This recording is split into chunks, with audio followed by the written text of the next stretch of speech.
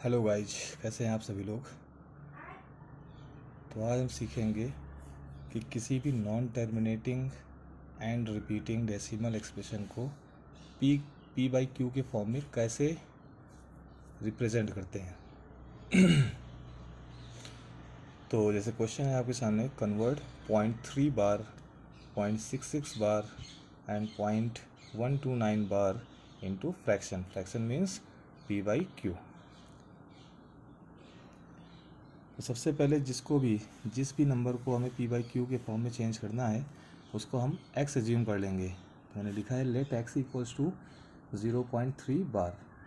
इसको मान लिया है क्वेश्चन नंबर 1। अब आप जानते हो बार का मतलब होता है जिस डिजिट पर बार होता है उस डिजिट का बार बार रिपीटेशन। तो एक्स इक्वल्स टू मैं लिख सकता हूँ, अगर बार हटाऊँगा तो 3 के ऊपर बार है तो 3 का बार बार रिपीटेशन करेंगे, तो 3 3 3 3 लिख दिया। अब एक चीज़ केवल आपको याद रखनी है, अगर डेसिमल के बाद सभी डिजिट पर बार है, जितने भी डिजिट हैं डेसिमल के बाद, तो 1 के आगे उतने जीरो से मल्टीप्लाई आपको करना है। अब अगर डेसिमल के बाद एक डिजिट पर एक ही डिजिट है और उसी पूरी डिजिट पर बार है, इसका मतलब एक डिजिट पर बार है तो मतलब 1 के आगे 1 जीरो मतलब 10। तो 10 से मैं दोनों साइड में क्या कर दूंगा, मल्टीप्लाई। तो अगर 10 से दोनों साइड में मल्टीप्लाई करूँगा तो लेफ्ट साइड में आ जाएगा 10x एंड राइट साइड में आएगा 3.3333 अप टू सो ऑन। तो 10x इक्वल्स टू, मैं राइट साइड में इसको लिख सकता हूँ 3 प्लस 0.3333। तो 10x इक्वल्स टू आ जाएगा 3 प्लस अब 0.3333 मतलब 3 का फिर से रिपीटेशन हो रहा है, इसका मतलब मैं इसको लिख सकता हूँ 0.3 बार।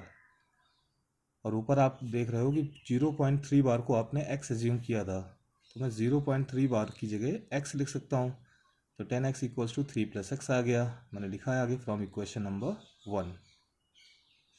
जब x को लेफ्ट साइड में लेके आएंगे तो 10x minus X equals to 3। 10x में x माइनस करोगे आएगा 9x equals to 3, x equals to आ जाएगा 3/9।